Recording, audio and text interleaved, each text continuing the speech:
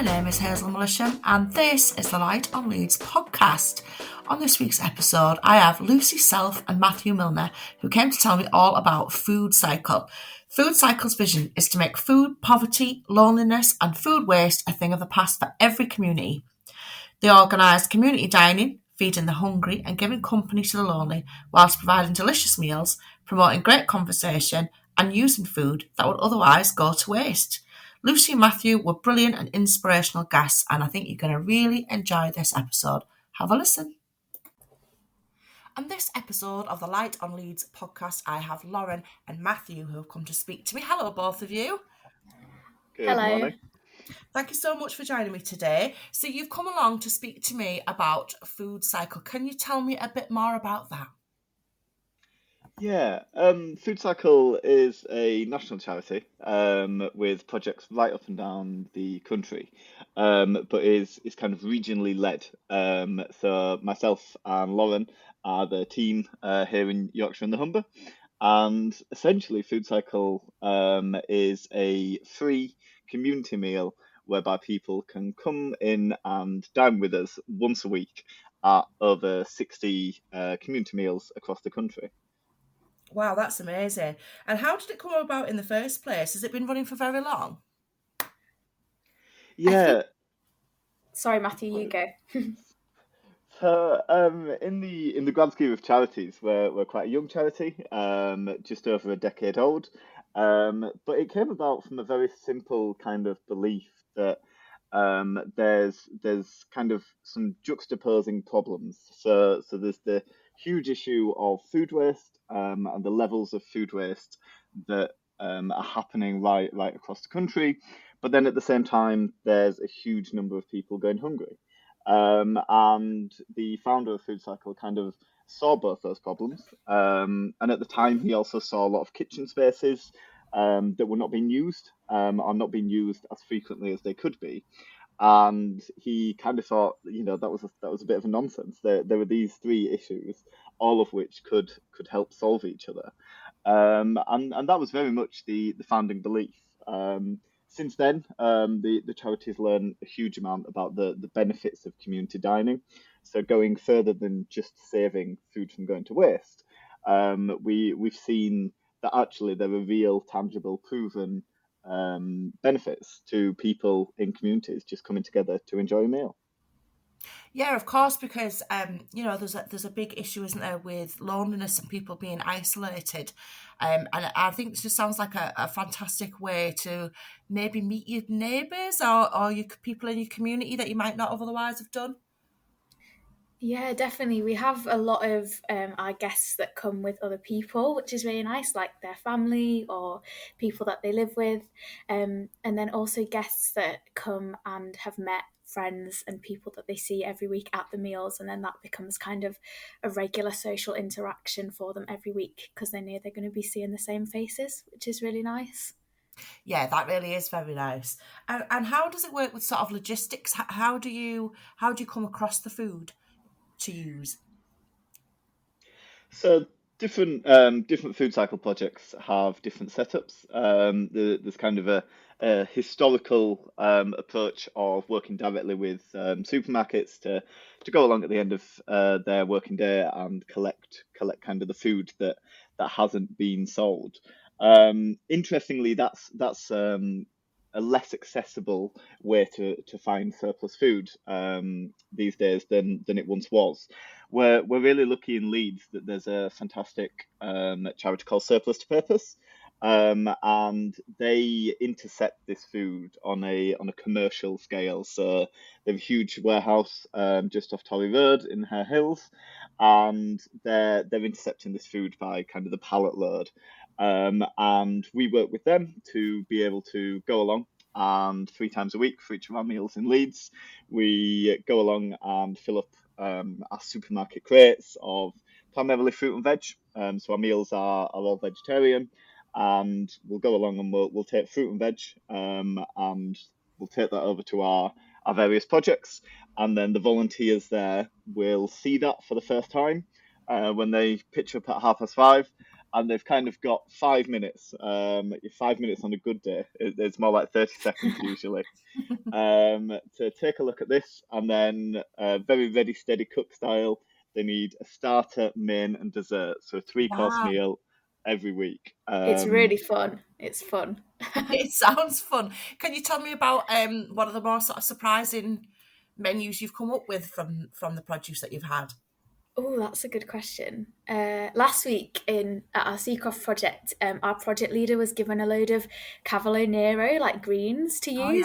use. So he looked up a recipe for a pesto using that. So we did like a Cavolo Nero pesto with like walnuts and parmesan, which was really nice. That sounds amazing. It really does. Yeah, it was yum. I really enjoyed it. Is there a reason why it's always vegetarian? For accessibility, I guess. It's Yeah. inclusive to have vegetarian food. That's probably the main one, I'd say.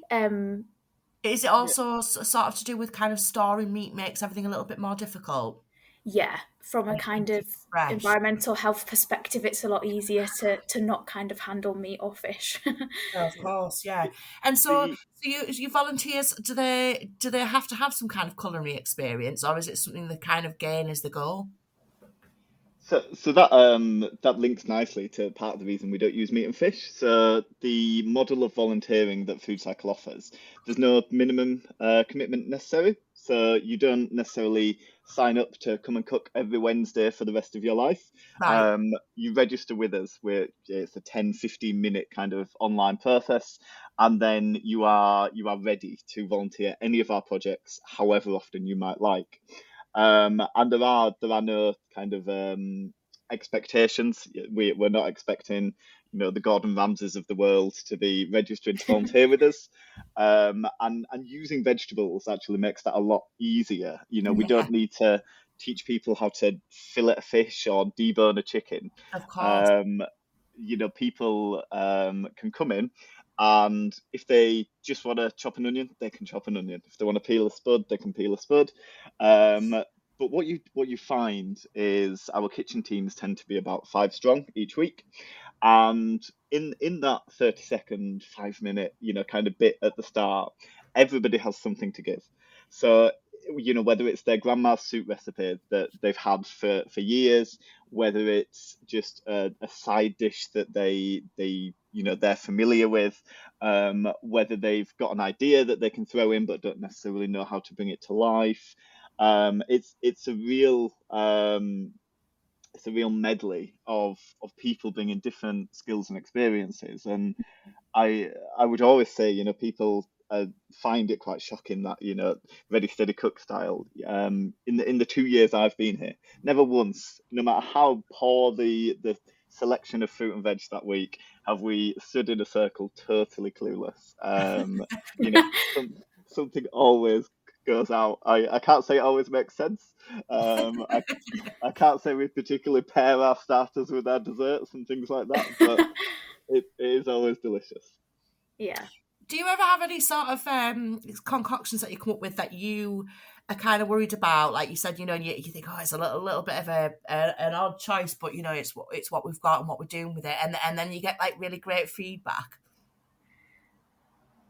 Oh, I think it's about serving with confidence what we make. So even if something that we have been given might seem like a strange kind of mix, but the people that eat with us are grateful whatever we give them. So it's really kind of it's a good opportunity for people to try new foods, things that they've not eaten before.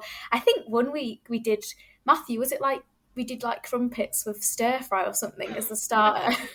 We did what is now the infamous crumpet stir fry, a concoction I would recommend to anyone listening. I'm not sure I would go that far, but Oh, that's absolutely fantastic. And so, just for people who are listening, can you explain where it is that you're active in Leeds at the moment and how people can either come along or get involved with helping? yeah, sure. We're in 3 locations in Leeds now, which is fantastic. Because our presence in Leeds really is so new. oldest project would be our Hare Hills project. That is in St Aidan's Church, just off Roundhay Road, and that is on a Thursday at 6:30 p.m. So in Leeds, they're all at the same time. So 6:30 p.m. is the one to remember. Then on a Wednesday evening, we are in Beeston at the Hamara Centre on Tempest Road. Again, 6:30 p.m. And then our most recent project, which is a couple of months old now, is in Seacroft at Chapel FM. And that's just kind of off York Road between the Aldi and the Tesco. And again, 6:30 p.m. Fantastic. That must be quite difficult for you. Is it quite difficult for you to get volunteers? I mean, Mathew can probably chat a little bit about what it was like when we first launched in Leeds. I wasn't here then, but I think the benefit of launching another FoodCycle project in a city where we already have existing meals is that there's already a volunteer pool there. People know about us already.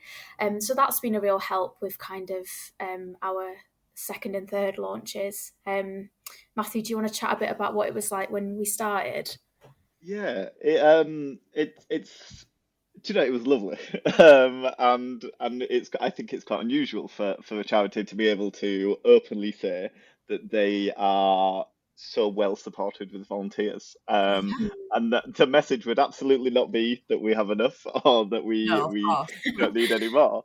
But with that disclaimer out of the way, I would say that when we established our Hare Hills project, which was September 21, so still kind of, coming out of the back end of the pandemic, the world, wasn't in full swing again. But we kind of put out that we were coming to Leeds with about 6 weeks notice, and by the time we launched our first evening, the volunteer slots were full for as far as they could be signed up for. So That's essentially, amazing.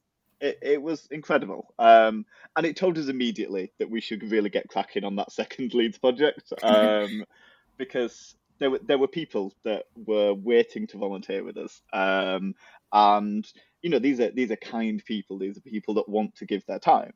And if we don't have the slots for them, they're going to find somewhere else to give their time, and they're going to do other things. And I think a lot of that was a real legacy from the pandemic. And Yeah.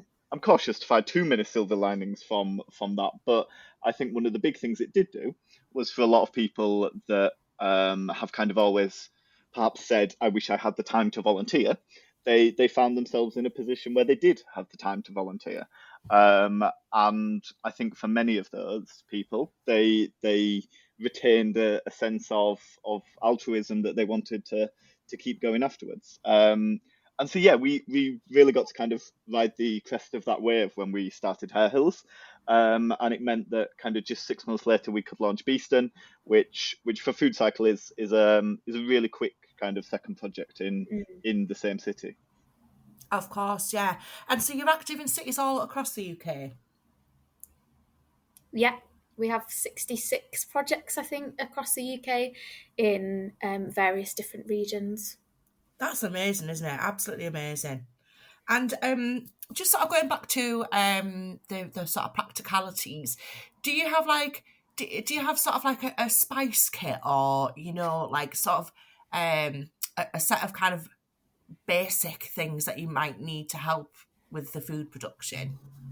Yeah, so each project has what we call like a store cupboard of Right, yeah. dried ingredients, spices, sauces, that kind of thing that they use to supplement the fresh food that is given each week. So that's also a really nice thing to fall back on if, for example, one week there isn't much surplus food available, then usually ideally that store cupboard should be stocked well enough so that we can just fall back on that. So that's kind of your pastas, rice, chopped tomatoes, all different spices, nuts, anything like that. And then our volunteers can kind of request things that they might like to use at their projects that we will then get for them for that. That's just amazing. Can you tell me a little bit about how you both got into this kind of work? Yeah, Yes. sure. So for me, so I started with FoodCycle in June 21. I graduated in 2020, so in pandemic year, and the weather was nice, and it was nice to go on walks and sit in the garden, and I probably didn't jump into a job or career quite as quickly as I might have done otherwise. That's fair enough. You're allowed a break. I like to think so.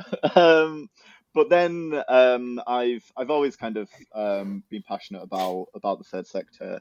I do a lot of volunteering. Kind of my volunteering is for the Scouts in Leeds, and I knew that was kind of where my heart was, if you like, for where I'd like to go work.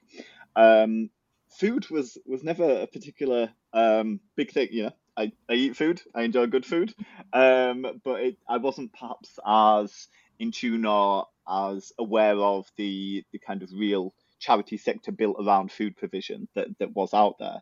And I saw FoodCycle's job being applied on Doing Good Leeds, a solid Leeds volunteering platform there. Mm. Um, and yeah, the FoodCycle had managed to secure some funding to essentially enter Yorkshire and the Humber. We had no presence here, and so to have a presence, they hired some staff. That started with myself. And we opened those initial projects, and then as time went on, the kind of capacity we needed within the team grew, and that's why kind of last year we went out to look for what is now Lauren. And how about you, Lauren? Yeah, so I graduated in 2021. Moved back to Leeds. I was living in Sheffield at the time, and similar to Matthew, knew that I wanted to be in kind of working with. At the time, I was more interested in working with young people, so I got a job working sort of in and around mental health, supporting young people in schools across Leeds, and then made the decision to kind of step away from that and looked for something. Sort of generally in the third sector. I was quite, and maybe arguably still am, unsure about kind of what my career was / is going to look like. So I knew that I liked working with people. I knew that I liked cooking. I'd done a little bit of volunteering when I was at uni with a food surplus charity. So yeah, just applied for this job and got it, which was great. And I've been here since August of last year, so about 7 months now. Fabulous. So that's great, that the way that you both managed to get into that, and I'm sure it'll be inspiring for anybody listening who might want to follow the same sort of track. Do you find is it very different from the 3 different locations that you work in Leeds? Does it sort of vary the kind of people that you get coming along? Yeah, sorry, Matthew. No, go on. I'd say, yeah, I guess we could talk here about volunteers and guests. Guest wise, I think we do see some differences across the projects based on sort of the demographics of those local areas. The venues that we have our projects in are all quite different. So we have a church, St Aidan's, which is the Hare Hills one, and then we have a sort of community centre that has a lot of links with youth sort of provision with the Hamara Centre, and then Chapel FM similarly with also their kind of cool work that they do with the radio as well. So that kind of impacts things as well in terms of the people that are using those spaces will hear about what we're doing. Volunteer-wise, Matthew, you might have slightly more insight on that. Yeah, I think fundamentally people want to help the area they live in, and I think for a lot of our volunteers they identify the area as Leeds, as the city as a whole, and they're passionate about supporting causes in Leeds. Um, I think we then also have volunteers that will live in the areas that we're serving, and they often will be, I think, residents that have spent a lot of their life in that area and have seen that area change for better and for worse. And they something like FoodCycle, I think, is really good for providing that structure and providing the kind of all the asset and all the finance behind it, but then taking a bit of a step back and being powered by local volunteers. So, volunteers can come along to FoodCycle and they don't need to worry about doing the bake sale on a Thursday to raise some funds and then running the marathon on a Sunday to be able to afford the store cupboard. They can help their community, and we're gonna provide all that infrastructure behind it. And all we need is essentially the most important bit. Actually, it's that local knowledge, local appetite to do good. Um, what's quite interesting is, or I've always found interesting, is the different palettes the project has. So, Right. all our three projects in Leeds are 15, 20 minutes away from each other. But you really do over time learn kind of the palettes of the guests Right. Yeah. at those particular areas. And you see this at a national scale when you kind of compare cities to cities and things like that. But there are projects where kind of if at least 8 different herbs and spices haven't gone into the meal, then they're not interested. And and then we have the complete opposite where you put salt and pepper in and you'd think you'd put a jalapeno pepper in. It's I think it's wonderful that our volunteers kind of learn that over time and really do.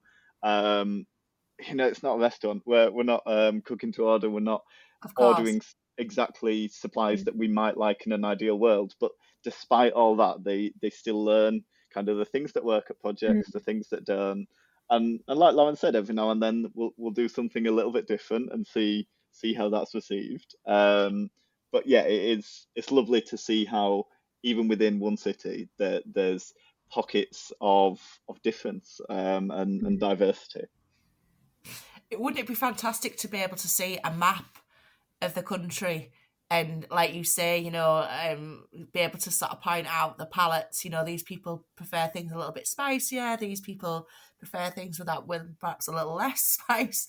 That would be really interesting to see. Yeah. Yeah. These people prefer crumpet stir fries. Yeah. Of course, yeah, it'd be great to see that catch on. And so you both talked a little bit about being at university in Leeds. So it sounds to me like you've definitely both spent enough time here to answer the 3 questions that I ask every single guest. The first one being, what would you say is great about the city of Leeds? I was thinking about this question for a lot of time to try and work out. There's so many things you could say. I think I settled on just that there's always something to do in Leeds. Like, Leeds has such a great kind of great options for like places to go, places to eat. There's a really cool like local art events that happen in Leeds.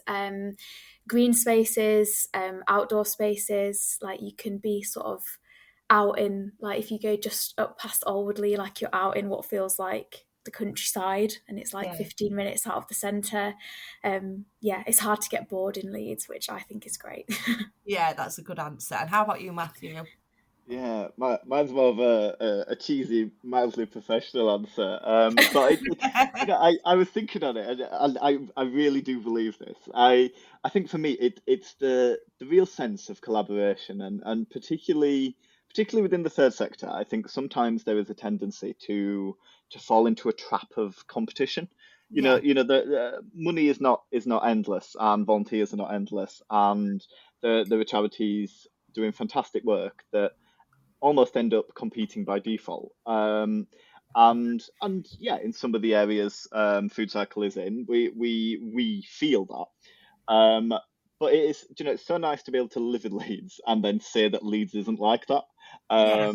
And if you spoke to our Sheffield project or our Hull project, they'd say I never shut up about how wonderful Leeds is. But I have never felt that. Not at FoodCycle, not in the kind of volunteering I do with the Scouts. If anything, it's the opposite. There's so much opportunity to work with other charities, with business, with local authority, to make Leeds a better place. I think everybody has that ethos, and sometimes it's unspoken, sometimes it's present, but I just it makes it so much more easy and enjoyable. I'm quite grateful for that.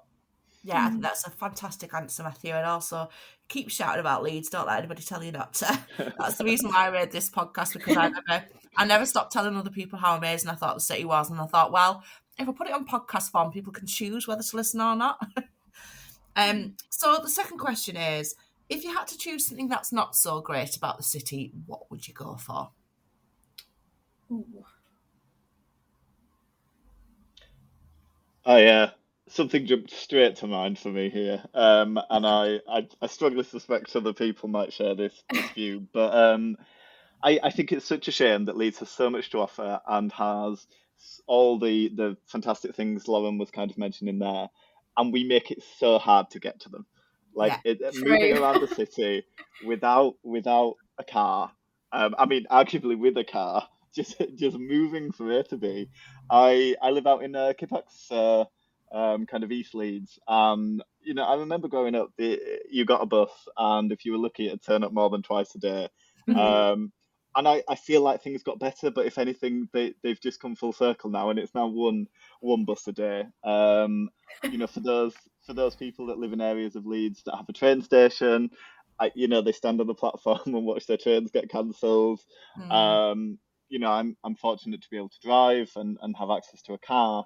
Um, and I love my time sat in roadworks and traffic lights. So I just think it's such a shame that we have such a fantastic city, and we make it really, really difficult to move around it. Mm. you'd be surprised to hear, Matthew, that you are not the first person. Mm. I'd say it's the most common answer. Really? Yeah, I would say I think I'm coming up to like nearly 200 episodes. And yeah, I'd say the majority of people do choose that because it's so true, isn't it? It's really difficult to get from one side of the city to another. I mean, Mm. I live in Easton, and there's times when I've wanted to go and visit somewhere where, as the crow flies, it shouldn't be that difficult for me to get to, but I end up having to get a bus into town to get a bus that goes almost past where I am to go somewhere else. And yeah, and also, yeah, first buses are not my best friends, to be honest. Mm. What about you, Lauren? Is it something similar for you? Yeah, and now all I can think about is buses.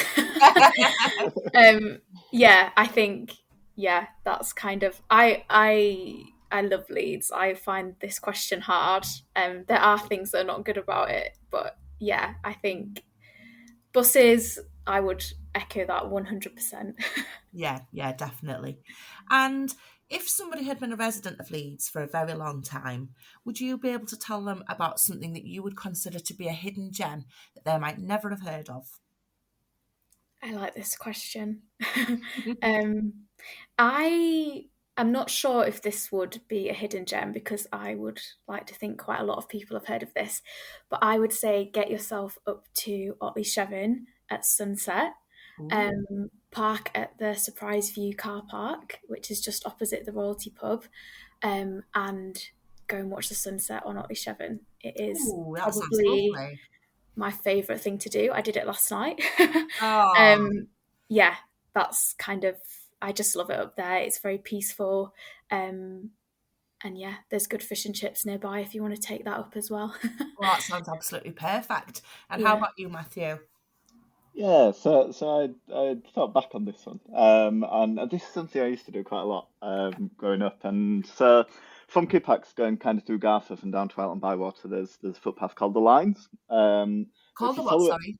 the Lines, Okay. it's essentially where the old railway lines were, Ah, um, and it takes you, if you follow it all the way down, it takes you to RSPB St Aidan's, Uh, which used to be a big kind of open mine, and then they've kind of rewilded it now, and there's a lake, birds, cafe, all that kind of thing. But then if you keep going through that, you then get to the Leeds Liverpool Canal, mm, and the River Aire. And I used to cycle down, and then once you're on that kind of towpath, you can you can be in Leeds in 20 minutes if you're cycling. And it's pretty much a straight line. And you can, depending kind of, what I like about it is you can adjust it to what you want to do that day or how you're feeling. So if you just want to go to the St Aidan's, that's great. You can watch some birds, come home. If you want to go down the lines, they've now the big Skelton Lake Services actually kind of backs onto that, and that's another RSPB site. Or you can just keep going and walk all the way into kind of town. You arrive in like the docks area near the Royal Armouries. But it's very much I think like a straight line oasis, like the trees either side, the canal, the river. You don't feel. I think it's the most attractive way to get into the centre of Leeds. Not by car, which perhaps is linked. But yeah, I just think it's particularly on a summer's day. If anyone attempts this in what I'm looking outside to be a very grey and drizzly day, then they might think this is a load of nonsense. But come the summer, I think it's a fantastic walk. Definitely. Those are two lovely things to have on your list to do. And what will you be doing with your days for the rest of today? Finishing off a bit of work, which is good. Fridays are a bit quieter at FoodCycle, so catching up with that. And then I actually do a pottery class on a Friday afternoon, so I'm going along to that, which will be nice. Ooh, lovely. That sounds really lovely. And what about you, Matthew? I'm actually fresh back from some annual leave. I got in from Stansted about 4 hours ago, which is why I sound like I do. So I will be carefully opening my email inbox and taking a little look before I think I might just park it till Monday. Yeah, just make some gentle notes for yourself for Monday. Don't overdo it on a Friday. Well, thank you so very much, both of you, for coming to speak to me. It just sounds like such a great thing that you're doing. I'll make sure that I put lots of links to everything, to your social media and things like that, in the podcast notes, so that people can come along, or and also so that people can get involved with helping. I actually live really close to the Amara Centre, so I will definitely be coming along at some point and checking out everything that you're doing. Please do. Definitely will. Thank you so much, both of you, and have a great weekend. You. Thanks. Well, I'm sure you'll agree that FoodCycle is just such a brilliant idea. If you want to join your community for a free meal, or maybe like to pop along and help out, get yourselves along to St Aidan's Church Roundhay Road every Thursday at 6:30, the Hamara Centre in Beeston every Wednesday at 6:30, or to Chapel FM Arts Centre in Seacroft every Tuesday at 6:30 p.m. The featured track on this episode is Mojo by Champ Kind, who are a local band. They've only just releasing their EP this week, so it's very exciting. They're a great brand, a lot of great energy in their tunes. I think if you would like to find out more about them, you should definitely check out the podcast notes, where there will be lots of links to their social media and lots of links to FoodCycle and how you can get involved. Have a fantastic week, Leeds, and I will speak to you very soon.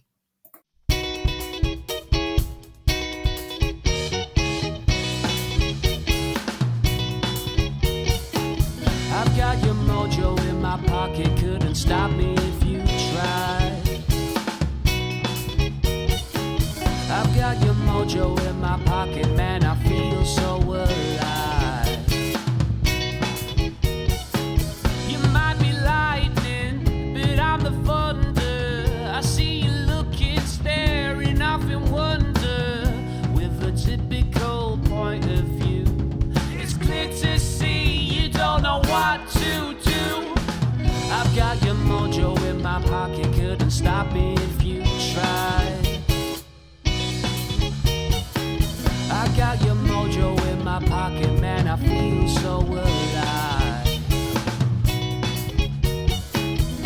In this life you know that no is free, but you can't kid a kidder, so you can't kid me. And with a typical point of view, it's clear to see you don't know what to do. I've got your mojo in my pocket, couldn't stop me if you tried. I got your mojo in my pocket, man, I feel so alive.